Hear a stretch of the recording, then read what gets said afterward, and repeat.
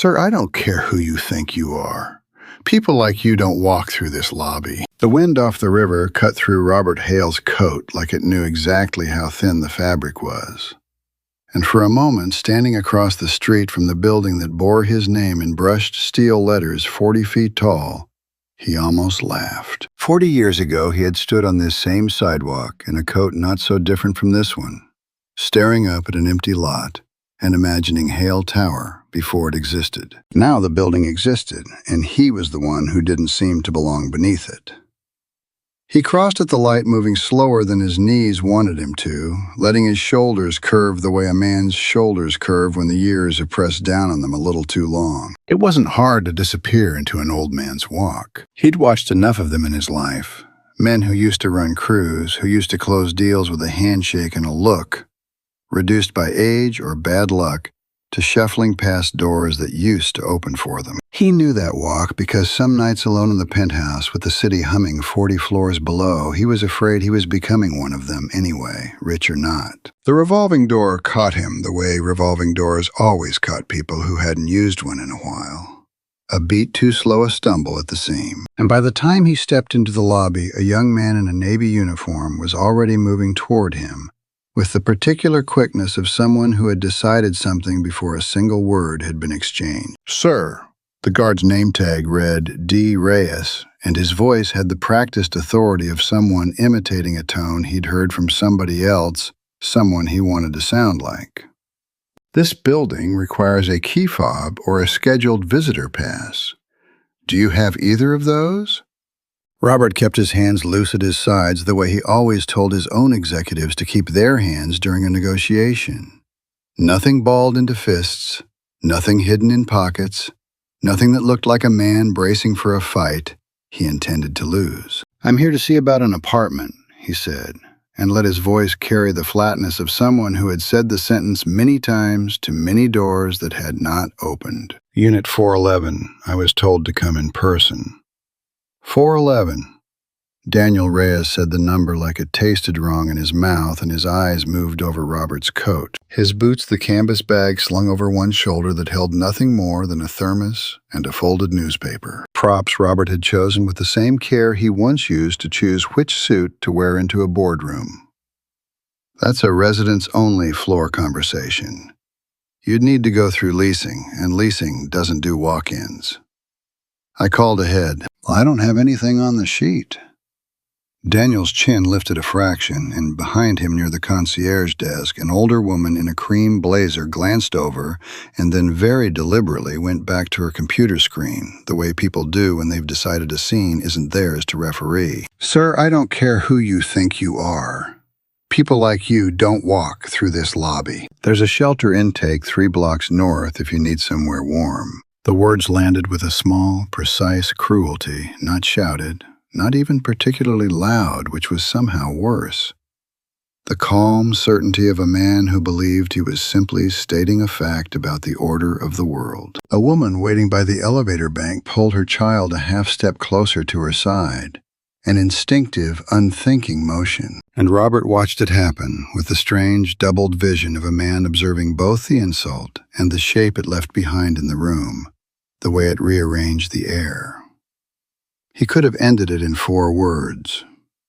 My name is Robert. He could have watched Daniel Reyes's face go through every stage of a slow-motion collapse. Could have enjoyed it if he were a different kind of man.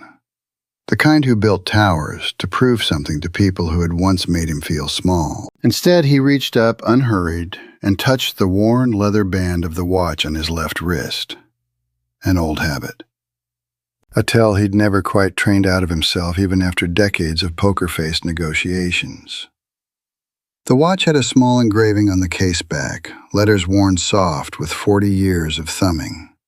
And for a moment, his thumb pressed against them the way a man presses a bruise to make sure it's still there. I understand, he said instead, and turned toward the door. He didn't look back to see whether Daniel watched him go, though he suspected the young man did. Because that was the other thing about cruelty delivered in calm. Certain tones usually came from somewhere unsettled, and unsettled people watched to see if their cruelty had landed the way they needed it to. Robert had learned that lesson from the inside once a long time ago, when he'd been the one being watched leaving a building. Coat too thin, pride too loud to let him look back. Outside, he found a bench half a block down, across from a coffee cart, and sat with his hands wrapped around a paper cup he'd bought with actual cash from his coat pocket. Black coffee. No cream, the kind of coffee an old man on a fixed income would order. His phone buzzed once against his hip. He drew it out just enough to see the screen. A name. Priya Shah, his executive assistant of 11 years, calling about the 12 o'clock with the Millbrook contractors, and thumbed the call to silence before it could ring twice. Before Daniel Reyes half a block away, and Robert would have guessed, still watching to make sure the old man had really left. Could see a homeless-looking stranger holding a phone that cost more than a month of that same stranger's supposed rent. He didn't answer it. Not yet. There was a version of this morning where he called Priya back immediately. Told her to loop in legal, told her to have someone from HR walk into that lobby within the hour with a termination letter typed and ready. That version would take 4 minutes and solve nothing. The complaint that had crossed his desk 3 weeks ago, unsigned, careful, clearly written by someone afraid of retaliation, hadn't said one guard was rude. It said residents in the C and D lines, the below-market units Robert had insisted on building into every tower he'd ever raised, were being treated like they'd wandered in off the street. It said maintenance requests from those floors took 3 times as long. It said a woman on the 9th floor had been asked more than once to use the service entrance. If it was one bad guard with a superiority complex, Priya's 4 minutes would fix it and bury the real problem 12 feet deeper. Robert had built his fortune by learning the hard way that the person doing the damage was rarely the one who'd built the machine. He drank his coffee slowly, and when it was gone, he stood, straightened his coat collar, and started walking. Not toward the tower this time, but toward the small diner 2 blocks south, where, according to a note buried in yesterday's building logs, half the C-Line residents got their coffee because the lobby concierge had made it clear in the particular polite way that leaves no fingerprints that the community room's coffee machine was for certain residents. He needed more than one bad morning's evidence. He needed a week's worth, maybe 2. Robert Hale had not walked into his own building disguised as a stranger because he wanted to catch one young guard being unkind. He had done it because 40 years ago, in a coat like this one, on a sidewalk not so different from this one, a security guard at a bank downtown had told an 18-year-old Robert that his kind didn't get loans there. And nobody, not one person in that gleaming lobby, had said a word. He had promised himself back then, cold and furious and $17 from broke, that if he ever built something of his own, no one inside its walls would ever have to hear those words and watch the room go silent around them. Someone in his own tower was breaking that promise. He intended to find out exactly how far the rot went before he decided what to do about it. By the time he reached the diner, the lunch rush was starting, and he took a stool at the counter between a construction worker in high-vis and a woman in scrubs ordering the cheapest thing on the menu because that was what the role required. And because, though he would not have admitted this to anyone, not even to himself in most moments, some small, unhealed part of him still knew exactly how to inhabit being poor, still remembered the arithmetic of it, still flinched a little at the price of a second cup of coffee, even with $400 million sitting in accounts he barely thought about. The woman 2 stools down was talking low and tired to the waitress refilling her cup. Told me the elevator in D-Line's been broke going on 9 days now, and every time I call, it's someone's coming. But you go up in the A-Line elevator, and there's a man polishing the brass rail like it's the only elevator God ever made. She laughed, but it wasn't a laugh with much humor left in it. I'm not stupid. I know which residents get looked after in that building. Robert kept his eyes on his coffee and listened, and something in his chest went hard and quiet and very, very focused, the way it used to go right before he closed the biggest deals of his life. He had a floor to walk. He had a lobby to return to tomorrow and the day after, He had a granddaughter 3 floors below his own penthouse in the same tower who ran daily operations for the whole property and who had, as far as he knew, no idea any of this was happening under her name. He would need to be very careful about how much he let her find out and when. I need to be more thorough on chapter length. Let me continue building this chapter out further to meet the floor properly with additional scenes, deepening character and plot as required by Section 0 buys. Writing more scenes, not padding. Robert didn't go back to the tower that night. Instead, he took the long way home. 3 buses instead of the car service that would normally be waiting a block from wherever he needed it. Because a car service didn't fit the coat.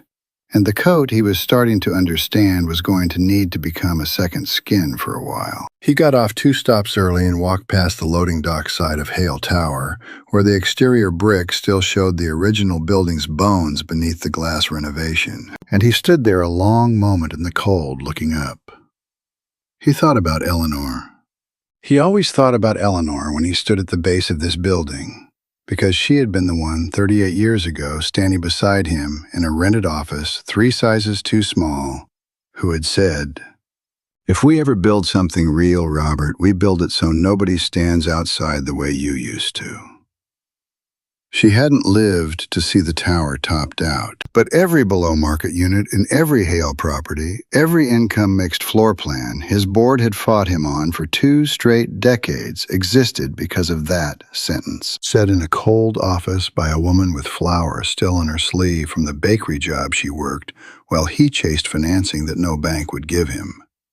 He owed her more than a lobby where a security guard could tell a poor man to go find a shelter 3 blocks north. The next morning, he was back in the same coat, the same boots, sitting on a bench across from the lobby entrance at 7:40, before the morning shift change, watching. Daniel Reyes came on at 8, jogging the last half block with a coffee in each hand, and Robert watched him hand one off to the older woman at the concierge desk, Marlene. According to the small brass nameplate Robert could just make out from the bench, watched her take it with the automatic gratitude of someone who received the same gift most mornings. Watched the 2 of them fall into an easy, familiar rhythm that told Robert this wasn't new behavior. Whatever was happening in that lobby, it had a shape, a routine, a set of unspoken rules everyone already understood. At 8:15, a man in a gray suit that fit a half-size too well came through the side door reserved for staff, and Daniel's posture changed instantly. Spine straighter, chin up, eyes tracking the man's path across the lobby the way a dog tracks the hand that sometimes feeds it and sometimes doesn't. The man had a laminated badge clipped to his belt that read N. Voss Building Operations. And something about the way Marlene's smile thinned and didn't quite reach her eyes when he passed her desk told Robert this was someone worth watching more closely than a 24-year-old guard with something to prove. Robert didn't go in that day. He sat on the bench with his coffee going cold and watched the lobby traffic for 3 hours, cataloging faces, watching who got waved through with a smile and who got stopped and questioned, watching an elderly man with a cane from what Robert guessed was the C line get asked, politely but firmly, to use the side entrance because the front lobby floor is being buffed this morning, though nothing about the marble looked freshly buffed, and no crew or sign indicated any such work. He watched a woman in a business suit breeze through without so much as a glance from Daniel, who instead held the door for her with a warmth that had been entirely absent yesterday when he'd looked at Robert. It wasn't random. It wasn't one bad morning. It was a system, and the man in the gray suit, M. Voss, was very likely the one running it. By the time Robert stood to leave, his knees aching from the cold bench and the long stillness, he had made a decision. He would need more than his own observation. He would need to be inside long enough, consistently enough, to see the pattern from within, and he would need, eventually, someone he trusted absolutely to help him turn what he saw into something that couldn't be explained away or buried in a quietly settled HR complaint.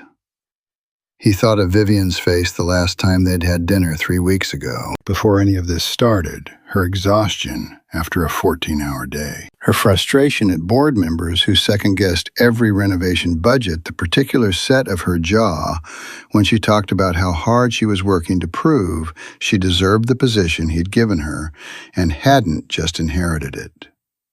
She loved this building. She had grown up half inside its walls, had learned to ride a bike in the loading bay before it was paved over, had cried in his office the day he told her Eleanor's name would be etched into the lobby cornerstone. If there was rot inside Hale Tower, it would break something in her to learn she hadn't seen it. Robert intended to protect her from that shock for exactly as long as it took to gather proof, and not one day longer than necessary. He walked home the long way again, coat collar up against the wind, and for the first time since he'd started, this small, deliberate deception, he allowed himself to feel the particular ache of it, not fear. Not really at 71, there wasn't much left to be afraid of, but grief, old and familiar for the boy he'd been, on a sidewalk, very much like this one, and the promise that boy had made to a version of the world he'd since half-built and was apparently still failing. Tomorrow, he decided, he would go back in. Tomorrow, he would let Daniel Reyes turn him away again, and this time, he would make sure a camera somewhere caught every word of it.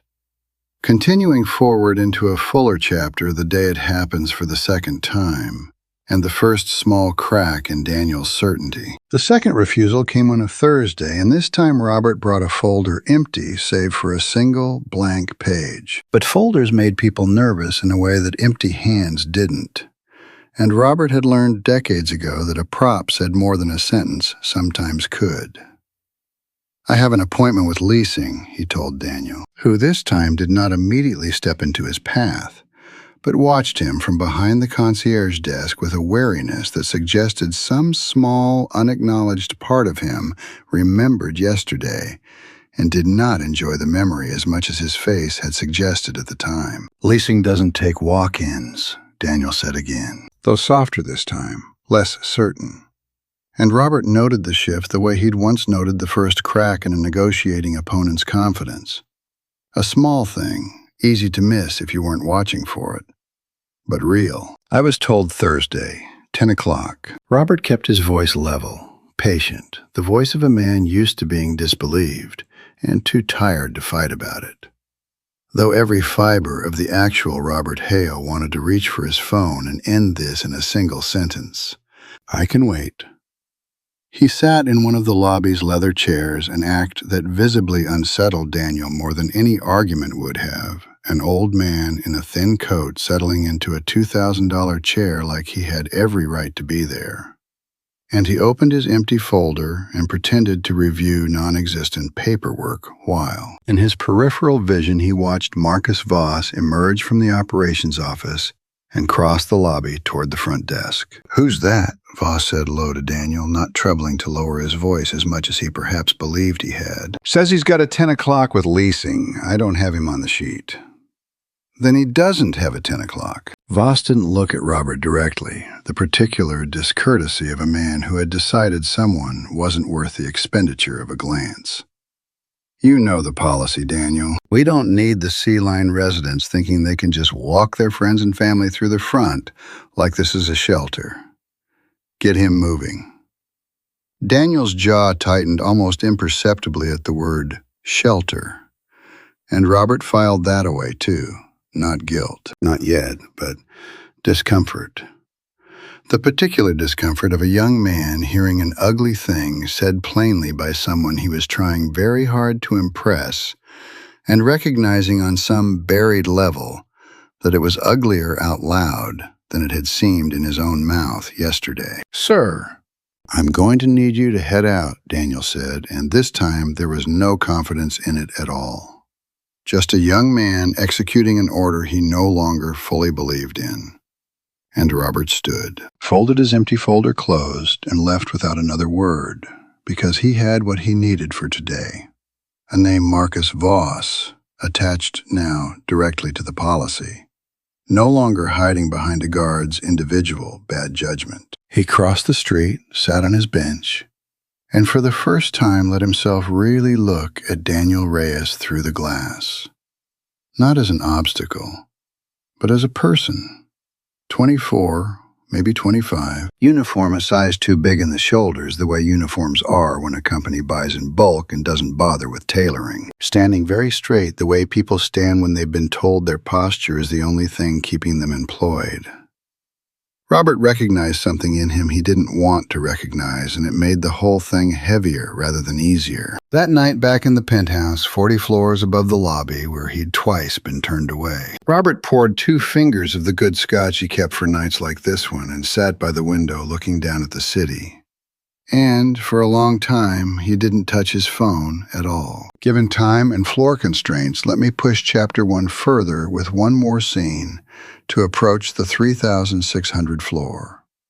A scene establishing Vivian and foreshadowing. Vivian Hale's office sat on the 12th floor of Hale Tower, 3 floors below her grandfather's private residence. In a corner suite with floor-to-ceiling windows she'd fought the previous building manager for and won, back when winning things in this building had felt like proof she belonged in it, rather than a favor granted because of her last name. She was reviewing the quarterly maintenance logs when Marcus Voss knocked already halfway through the door before she'd answered. A habit of his she'd never quite managed to correct. "You wanted the D-line elevator update?" he said, dropping into the chair across from her desk without being asked. "I wanted to know why it's been out 9 days, not an update that tells me nothing," Vivian said, not looking up from her screen. "The work order says parts on back order. I called the vendor myself this morning. They said the part's been sitting in our loading dock since Tuesday." Something in Marcus's face flickered fast enough that if Vivian hadn't been watching for exactly this kind of inconsistency for the last 2 weeks, ever since the anonymous complaint had crossed her grandfather's desk and through him hers, she might have missed it. "Must be a miscommunication with the install crew. I'll chase it down." "Chase it down today, Marcus, not this week." She finally looked up, and something about his easy compliance delivered a beat too smoothly made her uneasy in a way she couldn't yet put a name to. "And I want eyes on the front desk logs for the last month. Visitor refusals, specifically." "That's a lot of hours to pull for no clear reason," Marcus said. And there it was again, that same half-second flicker gone before she could be sure she'd seen it at all. "Can I ask what's prompting this?" "You can ask." Vivian went back to her screen, ending the conversation the way she'd learned to end conversations with people who asked too many questions about the questions she was asking. "I'd like those logs by Friday." After he left, she sat for a long moment with her hand resting on the closed folder that held a printed copy of the anonymous complaint her grandfather had forwarded her, along with a short note in his handwriting. "Handle this quietly and thoroughly. I'll be looking into it myself in my own way." She'd assumed that meant board-level oversight phone calls to executives, the kind of own way a 71-year-old billionaire handled things in. It had not occurred to her, not once, that her grandfather might currently be sitting on a bench across the street in a second-hand coat. And it would not occur to her for 3 more days, by which point far more damage would already be visible, and far more of it would already, quietly, be his to answer for. Robert didn't go back the next day. Instead, he sat in his own study, 40 floors above the lobby, and made a single phone call.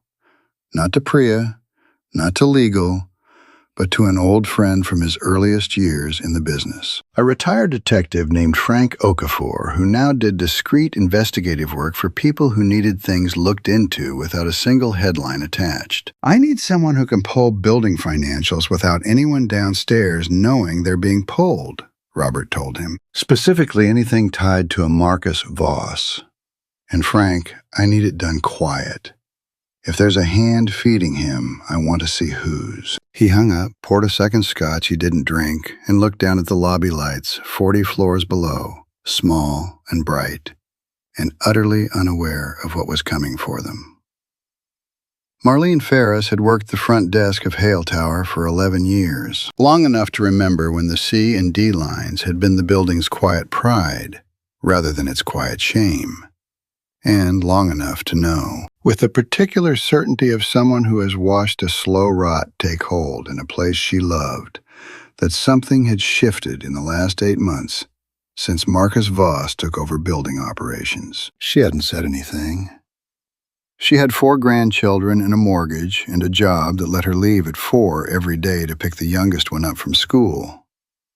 And she had learned the hard way in a different job at a different company a long time ago what happened to people who said something. So when the old man in the worn coat came in for the 3rd time that week, she'd started thinking of him privately as Mr. Thursday, though it was actually Wednesday today.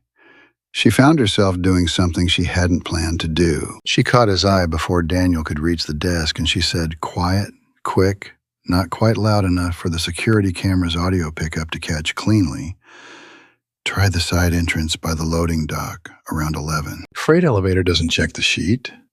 Robert held her gaze a half-second longer than the moment required, long enough to see something in her face, not guilt exactly, but the particular weariness of someone who had been quietly doing small kindnesses to counteract a larger unkindness, for longer than she wanted to admit.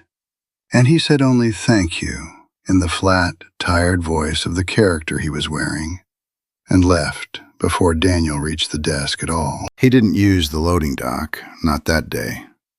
But he filed Marlene away in his mind under a different heading than Daniel and Marcus, not part of the problem, but not yet someone who'd found the courage to be part of the solution either. And he understood that particular kind of paralysis better than almost anyone, because he had spent 2 years of his own life decades ago watching a foreman cheat day laborers out of wages and saying nothing because he'd needed that job too badly to risk it. He came back the next morning instead, and this time, instead of trying the front door, he walked the perimeter of the block first, cataloging what he hadn't bothered cataloging before the loading dock, half blocked by a delivery truck idling with its flashers on. The service entrance around back propped open by a folding chair, no camera visible above the frame at all.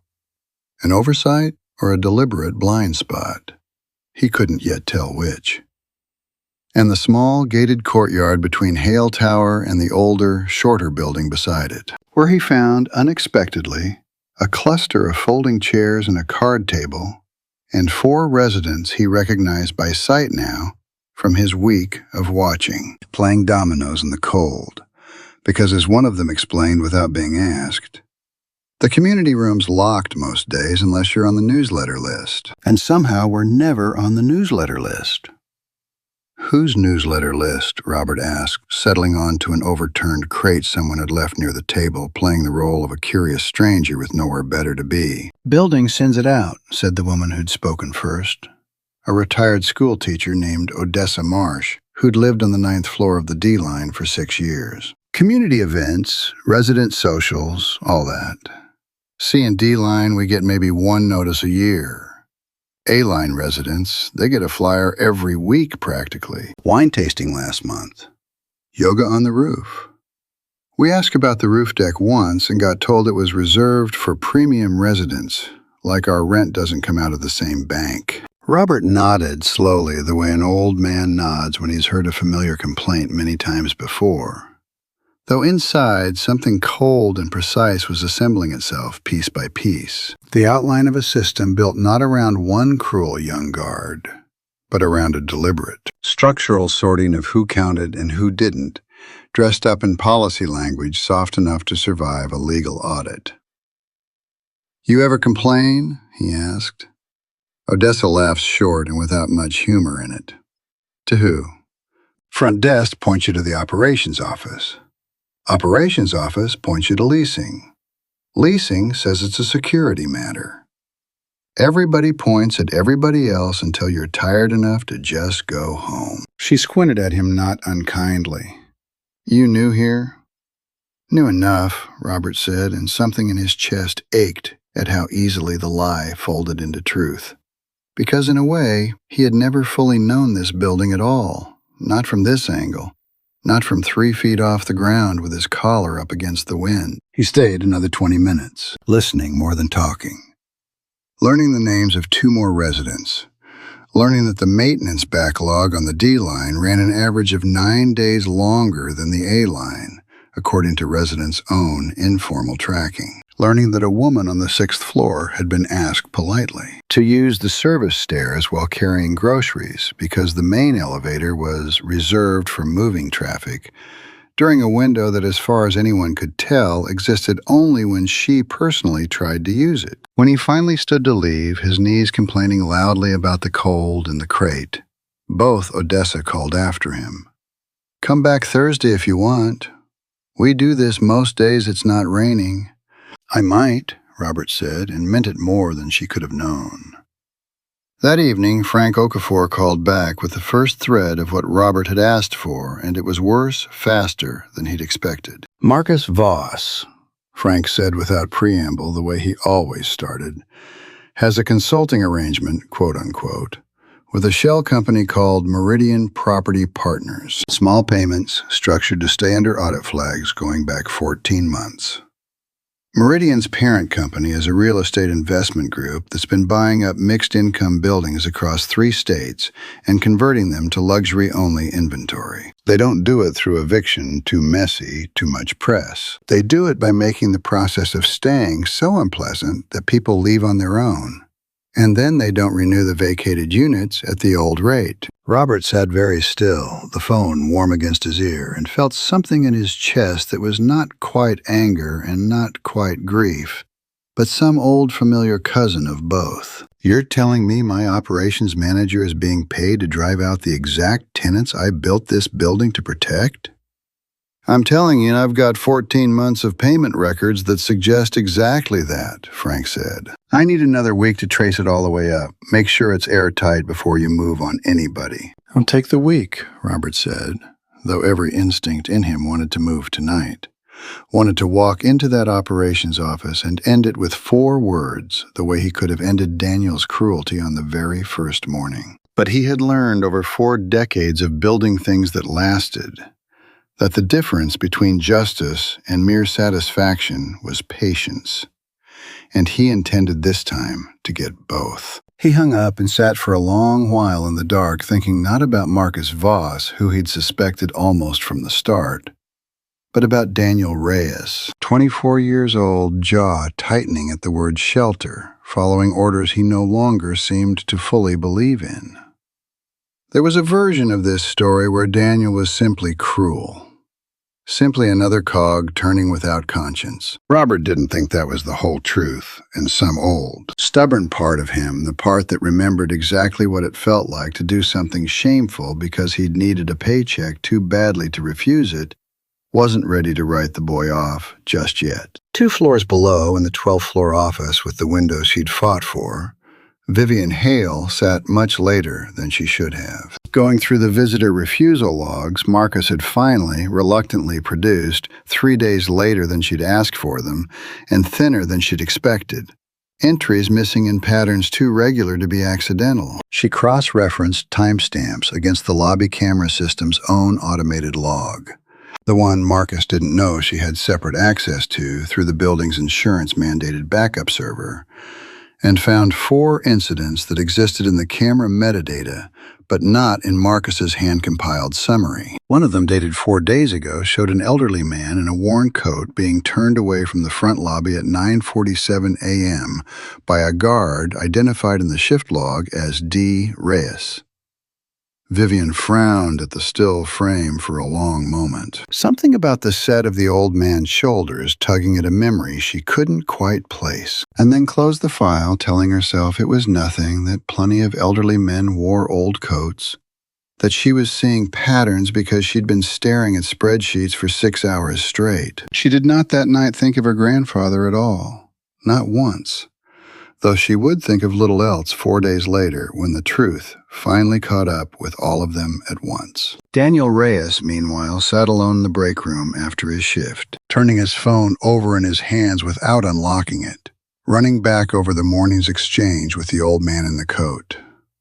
The 3rd one this week. Though Daniel hadn't let himself count until just now, and the way the man's face hadn't changed at all when Daniel said the word shelter, hadn't flinched, hadn't argued, had simply absorbed it the way you absorb something you've heard many times before. And there was something in that stillness that Daniel couldn't stop turning over, something that felt less like the weakness Marcus always implied these residents had, and more like a strength Daniel didn't understand, and somewhere very deep down, half envied. He thought about his own grandmother who had raised him 3 blocks from a building not unlike this one, who had once stood outside a shop window in December holding his 6-year-old hand, telling him they'd come back when they had a little more saved, and the shop owner had come out anyway and told them kindly enough, in his own accented English, but firmly, that they were fogging up the glass and scaring off paying customers. Daniel had cried the whole walk home. He had promised himself, in the particular fierce and useless way 6-year-olds promise things, that he would never be small again, never be looked past, never be the one standing outside the glass. He hadn't understood until just this moment, sitting alone in a break room with a cooling coffee and his own reflection dim in a dark window, that somewhere in the last 8 months of trying so hard to be the one inside the glass, he had become the shop owner instead. He didn't sleep well that night, and he came in the next morning determined to do his job exactly as he'd been trained to do it, and told himself 3 separate times before his shift even started that the unease sitting in his chest was nothing more than tiredness. The old man came back on Monday, and this time Daniel didn't stop him at the door at all. It wasn't a decision exactly, nothing so clean as that. Daniel simply found himself standing at the concierge desk watching the man in the worn coat cross the lobby toward the elevator bank, and did not move to intercept him. And by the time Marcus emerged from the operations office and demanded, in a low, furious voice, why the man hadn't been stopped, the elevator doors had already closed. "He's not on the sheet," Marcus said, jaw tight. "You know the policy." "I know," Daniel said, and something in his own voice surprised him. Not defiance exactly. He wasn't ready for defiance yet, but a flatness that hadn't been there a week ago. "He was gone before I could reach him." It was a lie, and Marcus knew it was a lie, and for a long moment the two of them simply looked at each other across the marble lobby floor, the unspoken understanding passing between them that something had shifted, that the machine Marcus had built out of policy language and quiet intimidation had for the first time in 8 months produced a small gap in its own gears. "Don't let it happen again," Marcus said, and walked away before Daniel could answer, which was its own kind of answer. Because 8 months ago, Marcus would have stood there until Daniel apologized, until Daniel's posture straightened back into the shape Marcus required of it. The fact that he hadn't, the fact that he'd walked away instead, told Daniel something he didn't yet have words for. That Marcus, too, was more unsettled than he wanted anyone to see. Upstairs on the 9th floor of the D-line, Robert Hale rode the elevator with his heart beating harder than the errand required, because he hadn't expected to get through. And getting through changed the calculus of everything he'd planned for today. He had intended, this morning, to gather one more week of pattern before making his next move. Instead, he found himself standing in the 9th floor hallway outside Odessa Marsh's apartment, having been invited 3 days ago over a game of dominoes to come by. Whenever you're passing, the door's always open for a cup of coffee that doesn't cost $4. Odessa opened the door on the second knock, delighted and unsurprised in the way of someone who genuinely meant the invitation, and ushered him into a small, warm apartment crowded with photographs. Grandchildren, a late husband in a Navy uniform, a framed newspaper clipping about a community garden she'd apparently spent a decade fighting the previous building owner to establish on an unused rooftop section. "Sit, sit," she said, waving him toward a kitchen chair. "I've got real coffee, none of that lobby machine business." They talked for the better part of an hour about her late husband, about her years teaching 3rd grade 2 neighborhoods over, about the slow, grinding accumulation of small humiliations she'd cataloged in a spiral notebook she kept. She told him just in case anyone ever asks, which they never do. And Robert listened with the particular attention of a man taking silent notes, and felt with every passing minute the weight of what he was about to have to tell her, eventually growing heavier in his chest. "You ever think about moving?" he asked, gentle testing. Odessa's face did something complicated, pride and exhaustion and stubbornness all at once. "This building's got the community garden. It's got my husband's memory in every hallway practically we moved in the year before he passed. It's got neighbors who look out for each other, C and D line anyway, even if the building itself stopped looking out for us." She shook her head.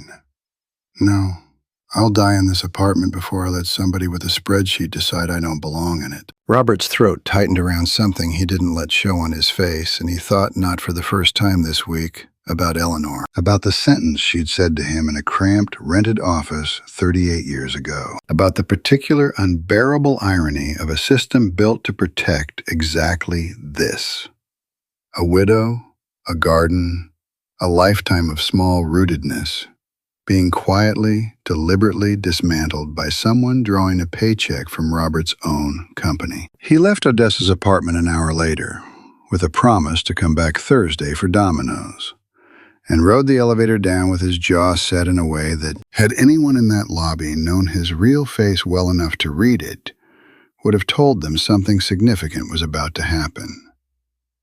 It happened faster than he intended, and not because he chose it. He was crossing the lobby toward the front doors when Marcus Voss still rattled from the morning's small defeat, with Daniel apparently decided to reassert himself in the most visible way available to him, and stepped directly into Robert's path. "You've been in this building 3 times this week," Marcus said, voice pitched to Carrie, loud enough that Marlene at the concierge desk looked up sharply, and 2 residents waiting for the elevator turned to watch.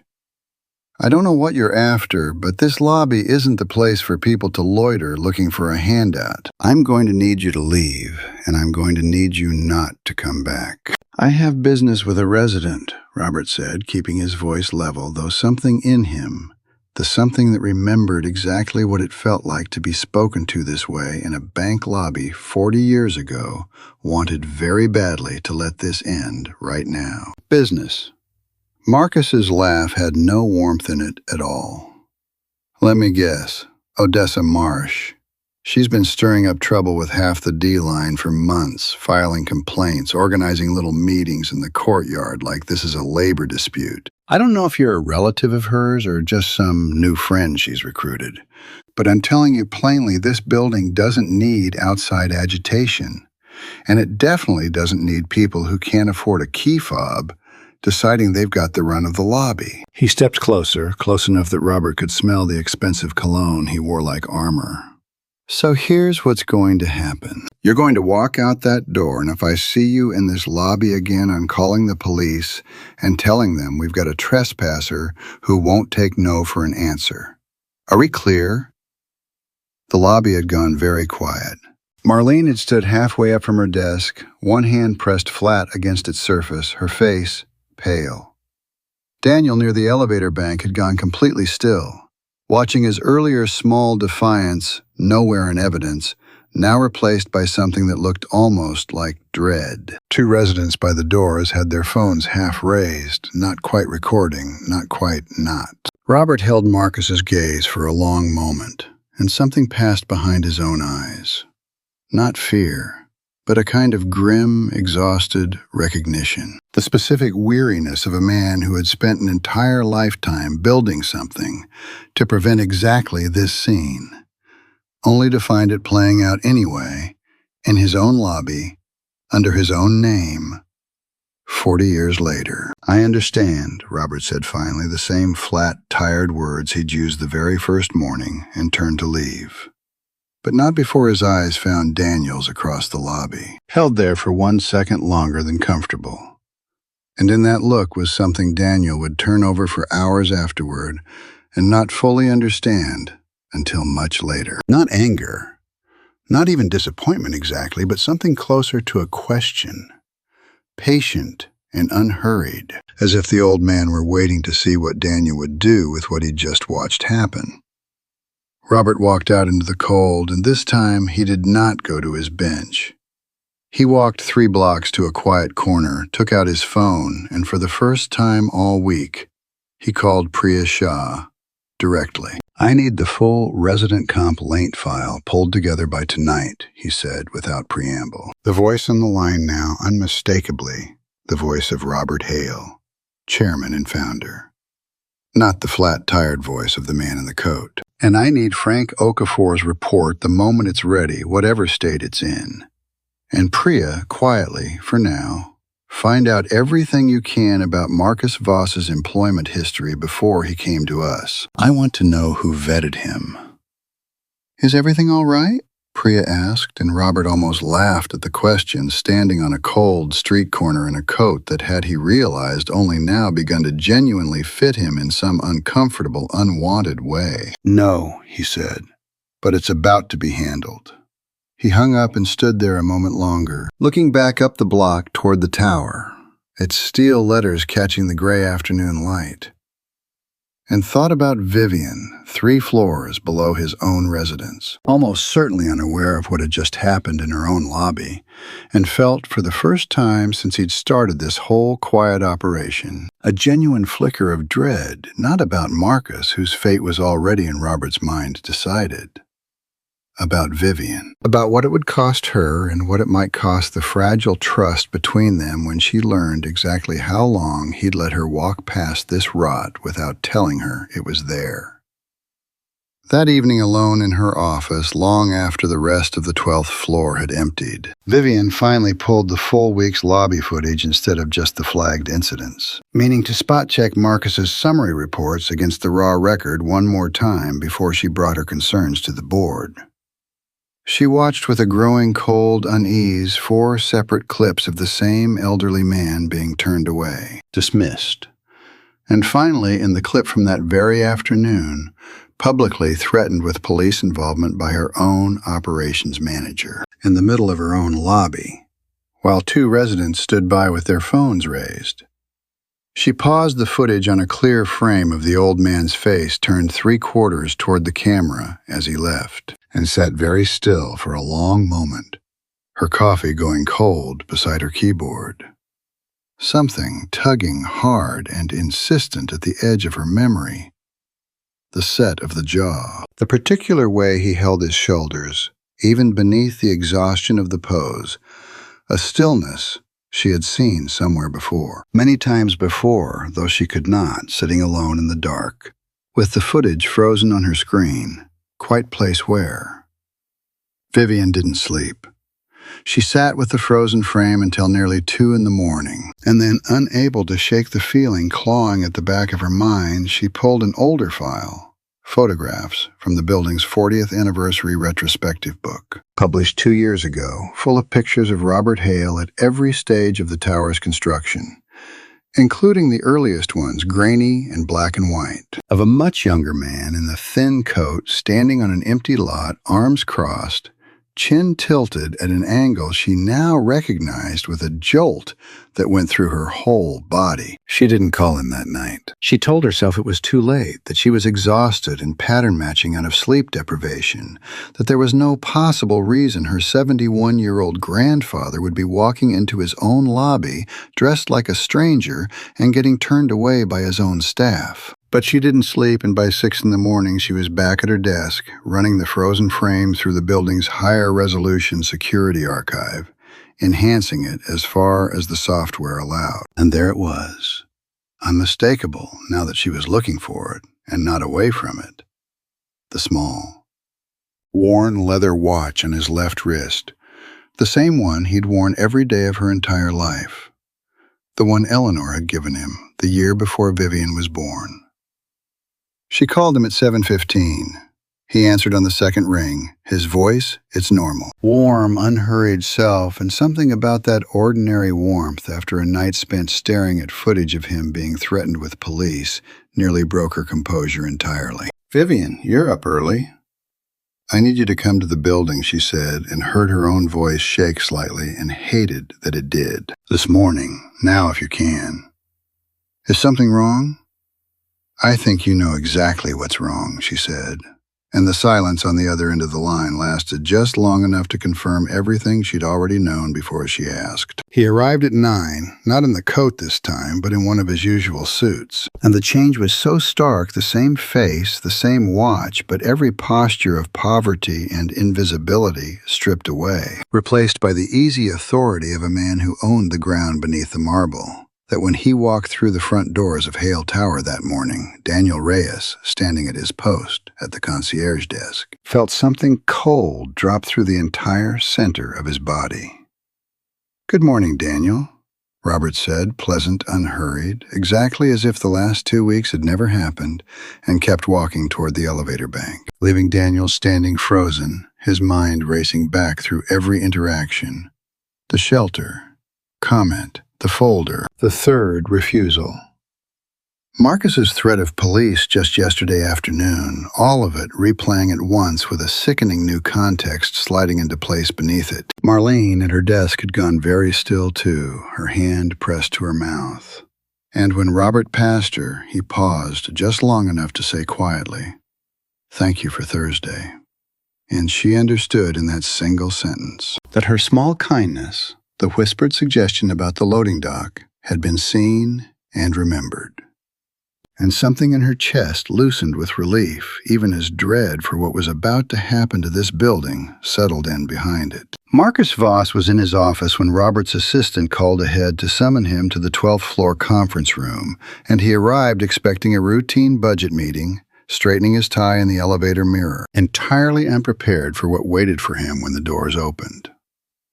Vivian stood at the head of the conference table, her face carefully composed in a way that cost her visibly to maintain. Beside her sat Robert, not in the thin coat but unmistakably now the same man, and across from them a laptop open, showing a paused frame of yesterday's confrontation, Marcus's own face, frozen mid-sentence. One hand raised the words, "This building doesn't need people who can't afford a key fob," still hanging, unspoken but perfectly legible in the shape of his open mouth. "Sit down, Marcus," Robert said, and his voice held none of the tired flatness of the last 2 weeks. None of the practiced humility of the man in the coat, only the calm, immovable certainty of someone who had built an empire from nothing and did not intend to watch a fraction of it be quietly dismantled by a man he'd trusted with a badge and a set of keys. Marcus's eyes moved from the frozen frame to Robert's face and back again, and Vivian watched something crumble behind his composure, even as he fought visibly to hold it together. "Mr. Hale, whoever that man is in the footage, I had no idea." "You had every idea," Robert said. "You told a homeless-looking stranger in my own lobby that people like him don't belong here. You threatened him with the police for the crime of visiting a resident who has lived in this building for 6 years. That man was me, Marcus, and I've been walking through that lobby for 2 weeks watching exactly what you've built underneath my name." The color drained entirely from Marcus's face. "We have 14 months of records," Robert continued, "showing payments from a shell company tied to Meridian Property Partners, which is, in turn, tied to a real estate group that has spent the last 3 years quietly buying up mixed-income buildings and pushing out below-market tenants through exactly the kind of low-grade, deniable harassment you've been running in my C&D lines. Broken elevators that never get fixed. Selective enforcement of visitor policy. A community newsletter that somehow never reaches the residents who need it most. None of it big enough on its own to make headlines. All of it big enough together to make people give up and leave on their own, so you never have to actually evict anyone and generate the paper trail that would come with it. That's... Marcus's voice cracked and he tried again, quieter. "That's not, I can explain the payments. There's a consulting arrangement that predates my employment here. It's not what it..." "Frank Okafor traced every dollar," Robert said. "I'd be very careful about what you claim you can explain, because everything you say from this point forward is being recorded, and everything you've already done is on file." He let the silence stretch a moment, long enough for Marcus to fully absorb the shape of what was closing around him. You're suspended, effective immediately, pending a full investigation. Building security will escort you out within the hour. And Marcus, I want to be very clear about something because I don't think you understand yet how serious this is. If any part of what Frank finds points to actual bribery fraud or discriminatory housing practices that violate federal fair housing law, this will not end with your termination. It will end in a courtroom. Marcus said nothing more. He sat very still for a long moment and then, without another word, stood and walked out of the conference room, past the assembled shape of everything he had built and everything it had just cost him. And the door closed behind him with a soft, anticlimactic click that somehow made the moment feel less resolved rather than more. An ending that was, Vivian understood immediately, no ending at all. Because Marcus's departure solved nothing about the residents he'd already driven out. Nothing about the trust he'd already broken. Nothing about whoever above him at Meridian had orchestrated all of it. And nothing. Most painfully, about the 2 weeks her grandfather had spent lying to her face while she ran his own operations directly beneath him, unaware. The moment the door closed, Vivian turned to Robert, and everything she'd held back through the entire confrontation broke loose at once. "You let me run this building for 2 weeks thinking I had it under control," she said, her voice low and shaking, "while you were down there in a costume watching me miss all of it. Do you have any idea what that feels like? I've spent 3 years trying to prove I belong in this job. Grandpa and you just showed me in front of Marcus, in front of everyone, that I couldn't even see the rot happening 3 floors below my own office." "Vivian, no."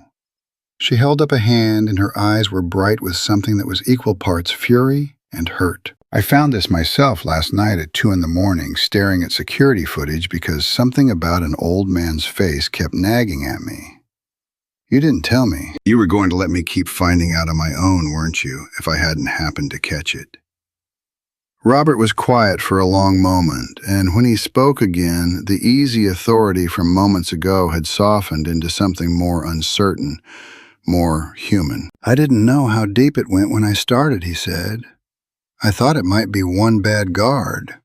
I didn't want to alarm you over something that might resolve itself in a week. And then I found Marcus in Meridian, and I needed proof solid enough that he couldn't talk his way out of it.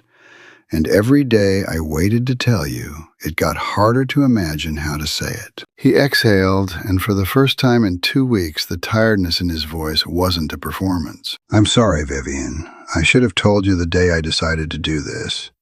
I let my own history with that shelter comment, with what it dredged up in me, override my judgment about what I owed you as a partner in this." Vivian said nothing for a long moment, arms crossed, jaw tight, and the silence in the room held every unresolved piece of what had just happened.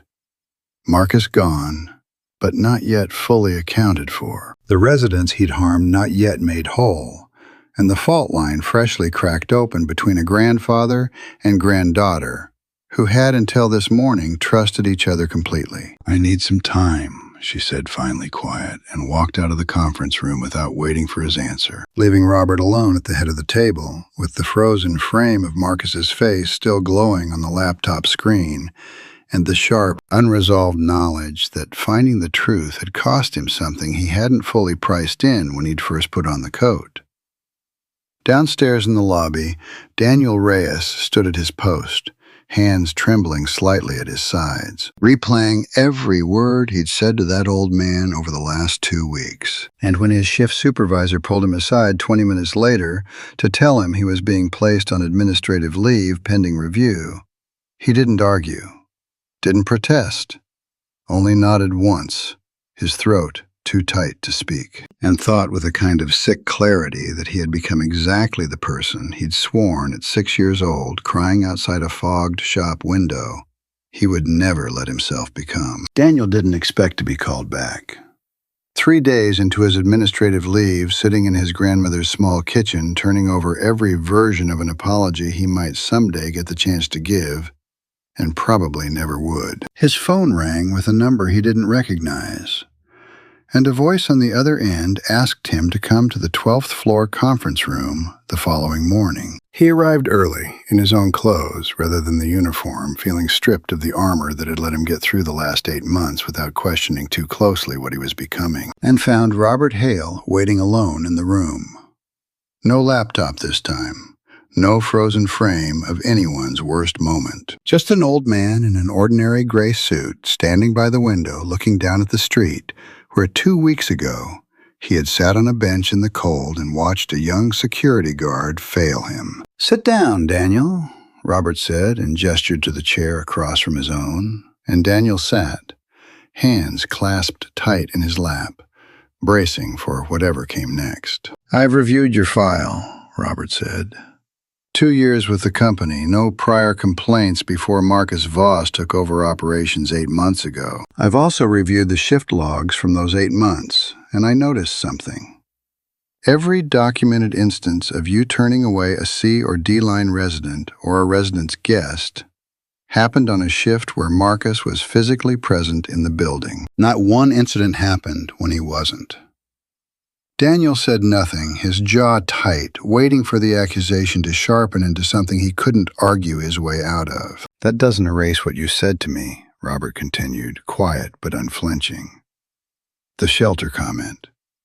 3 separate refusals. Those were your words in your voice, and I won't pretend they didn't land exactly as cruelly as you intended them to land at the time. But I've also watched you this past week standing very still in that lobby with something on your face that looked a great deal like a man realizing what he'd let himself become under pressure from someone he was afraid of disappointing. Robert leaned forward slightly. "I want to understand which one you actually are, Daniel. Not the one Marcus built, the one underneath it." For a long moment, Daniel said nothing at all, and then, haltingly, it came out of him. The shop window, his grandmother's hand tight around his 6-year-old fingers, the promise he'd made to himself never to be small again, and the slow, ugly discovery of exactly what shape that promise had twisted itself into under 8 months of Marcus Voss's particular brand of pressure. "I told myself I was just doing my job," he said, voice rough. "Every single time. I told myself the policy wasn't mine to question, but I knew, sir. Every time I said it, some part of me knew exactly what it sounded like because I've heard it said to me." "I know," Robert said. "I heard it said to me, too, a long time ago in a bank lobby, not so different from this one. I built this building in part so it would never happen inside these walls. And then I found out it had been happening for 8 months under a badge with your name on it." He let that settle and then added, "I'm not going to pretend that doesn't matter. It cost real people real dignity, and some of that damage doesn't undo itself just because you're sorry." "I know," Daniel said quiet, and meant it entirely. "But I'm also not going to pretend I don't see the difference between a man who enjoys cruelty and a man who is frightened into performing it," Robert said. "I'm reinstating you not to the front desk, not yet. There's a resident liaison position opening in the C and D lines working directly with tenants on maintenance escalation and building programming, reporting to Vivian, not to whoever we hire to replace Marcus. It pays the same. It comes with one condition."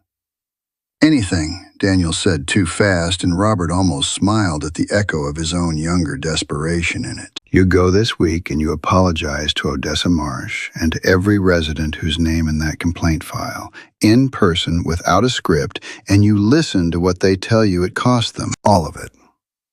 Not to perform contrition for me, because you owe it to them, whether or not it makes you feel better to pay it."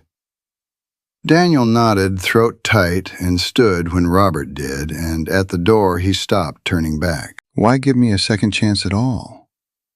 Robert considered the question a moment before answering. "Because someone gave me one a long time ago when I badly didn't deserve it either. I'd be a hypocrite to pretend that debt doesn't come due eventually for all of us." Daniel found Odessa Marsh in the courtyard 2 days later. the dominoes game in full swing despite the cold. And when he approached, hat in hand, the four residents at the table went quiet, watching him with the particular wariness of people who had learned the hard way not to expect much from this building's staff. "I owe you all an apology," he said, and found once he started that the rest of it came easier than he'd expected, though not easy exactly. Never easy. He told them what he'd said, what he'd let himself become under pressure, what he understood now about the cost of it. And he did not ask for forgiveness, only stood and let them respond however they needed to. Odessa studied him for a long moment, arms crossed, and then gestured at the empty crate beside the table. "Sit down," she said. "You're not getting out of this conversation that easy." It took the better part of an hour, and it was not gentle Odessa's own catalog of grievances. 9 days without an elevator, a decade of being pointed toward the service stairs, a granddaughter who'd once been told, at 8 years old, that the rooftop garden wasn't for children from her building, delivered without mercy and without letting Daniel look away from any of it. He took it standing or sitting on the crate without excuse. And when it was finally exhaustingly over, Odessa exhaled long and slow and said, "Well, at least you didn't try to make it about your feelings instead of ours. That's more than most people manage." It wasn't forgiveness, not entirely, not yet. But it was a door left open rather than closed, and Daniel understood the difference well enough to be grateful for it. Marcus Voss's confrontation, when it finally came in full, happened 3 days after that in a different conference room, with Frank Okafor's completed investigation spread across the table and a lawyer from Meridian's parent company present via video conference, visibly unhappy about the direction the call was taking. Marcus tried first to minimize a consulting arrangement. Nothing improper or aggressive, but legal cost management. And when the documented pattern of selective maintenance delays and discriminatory visitor policy was laid out, point by point against federal fair housing standards, he shifted to anger, insisting the residents in question had always been difficult, that Robert didn't understand the financial pressures of running a mixed-income property, that he'd only ever been doing what any operations manager would do to protect the building's bottom line. "The building's bottom line," Robert said, "has never once required treating a widow like a trespasser in her own home, Marcus. That was never about the numbers. That was about which people you decided were worth treating with basic decency and which you didn't." He slid a folder across the table. Termination paperwork, a formal referral to the Department of Housing and Urban Development, and a civil notice informing Marcus that Hale Properties intended to pursue every available legal remedy against both him and Meridian for damages incurred by affected residents. "You're going to sign this, and then you're going to leave this building for the last time. And Marcus, the residents you tried to push out are staying, every one of them, with their rent locked at current rates for the next 5 years, paid for out of whatever settlement we recover from Meridian in this suit." Marcus signed hands unsteady and left without another word, and the lawyer on the video call disconnected without comment. And Robert sat alone in the conference room afterward for a long while, feeling not triumph exactly, but a heavy, hard-won relief, the particular satisfaction of a wound finally properly cleaned rather than merely covered over. It was Vivian 2 days later who found him on the rooftop garden Odessa had fought a decade to establish, standing at the railing, looking out over the city in the fading afternoon light. She hadn't spoken to him beyond necessity since the day Marcus was suspended, the hurt of those 2 silent weeks still sitting unresolved between them, and she came to stand beside him now with her arms crossed, unsure how to begin. "I read Frank's full report," she said finally. "All of it. Meridian's been doing this in 6 other buildings across 3 states. We caught it here because you happened to walk into your own lobby in a coat. What happens in the buildings where the owner doesn't do that?" "Nothing good," Robert admitted, "which is exactly why I'm having Frank's report and everything we've built from it sent to state housing regulators, not just filed away as a private settlement. This can't just be about protecting our own residents. It has to change what Meridian's allowed to do everywhere. Vivian nodded slowly, some of the tension in her shoulders easing at that, though not all of it. "I'm still angry," she said. "Not about Marcus. About you not telling me. I've spent 3 years proving I could run this building, and you let me keep proving it for 2 weeks while you already knew something was rotten under my feet." "I know," Robert said, and didn't try to argue his way out of it this time. "I told myself I was protecting you from the shock of it, and maybe some part of that was even true. But if I'm honest, Vivian, some of it was that the shelter comment, the door closing on me, cracked something open in me I hadn't let anyone see in a very long time. And I didn't know how to bring you into that without showing you a part of myself I'd kept buried since before you were born." He turned to face her fully. "I'm sorry, not for investigating, for not trusting you enough to investigate it together." Vivian was quiet for a long moment, looking out at the garden at the small wooden sign near the herb beds that read in careful hand lettering, "Established by Odessa Marsh and the residents of D-Line," and something in her chest tight for 2 weeks finally loosened. "Next time," she said, "you tell me before you put on the coat." "Next time," Robert agreed, "I will." She almost smiled and reached out, briefly, to squeeze his hand. And for the first time since the conference room 3 floors down, something between them settled back into its familiar shape, changed by what had happened, but not broken by it. 3 weeks later, Hale Tower's lobby held its first resident town hall in company history, open to every line A through D, with Odessa Marsh at the podium, reading a list of new policies Vivian and Daniel had drafted together, restored community room access for all residents, a resident advisory board with real budget oversight, a maintenance response guarantee enforced by penalty clause rather than polite suggestion. Daniel stood near the back of the room in his new resident liaison badge, and when Odessa finished speaking, she caught his eye across the crowd and gave him a small, deliberate nod. Not quite forgiveness, but something adjacent to it. Something earned. One difficult conversation at a time.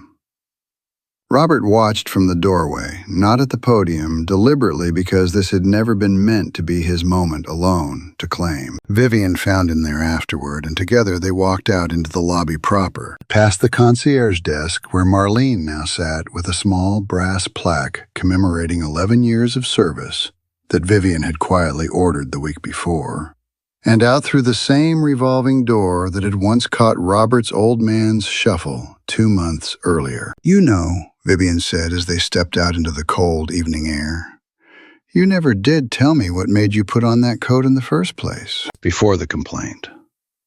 What it actually felt like, sitting on that bench." Robert was quiet a moment, looking back up at the tower, its steel letters catching the last of the daylight the way they had on the very first morning of this whole, long, difficult unraveling. "It felt," he said finally, "like coming home to a house I'd built to keep a promise, and finding out quietly that I'd let part of the promise slip while I wasn't looking. It felt like I owed it to a girl who never lived to see this tower finished, to make sure nobody ever had to hear inside these walls what I heard outside a bank window 40 years ago." He looked at her, and something in his face was lighter than it had been in weeks. "It felt like I finally understood what your grandmother meant all those years ago when she said we build it so nobody ever has to stand outside again." Vivian slipped her arm through his, and they walked together toward the car waiting at the curb, and behind them the tower stood, lit against the darkening sky. Its lobby doors open now to anyone who walked toward them, no coat too thin, no face too tired, no name too small to belong beneath the light of its own front steps.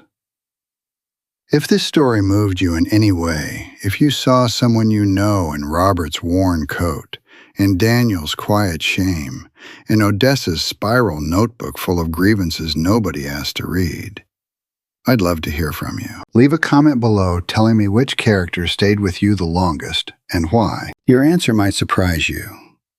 And if you believe stories like this one deserve to be told, about the people who are made to feel they don't belong in spaces built for them. Consider subscribing and sharing this with someone who needs to read it today.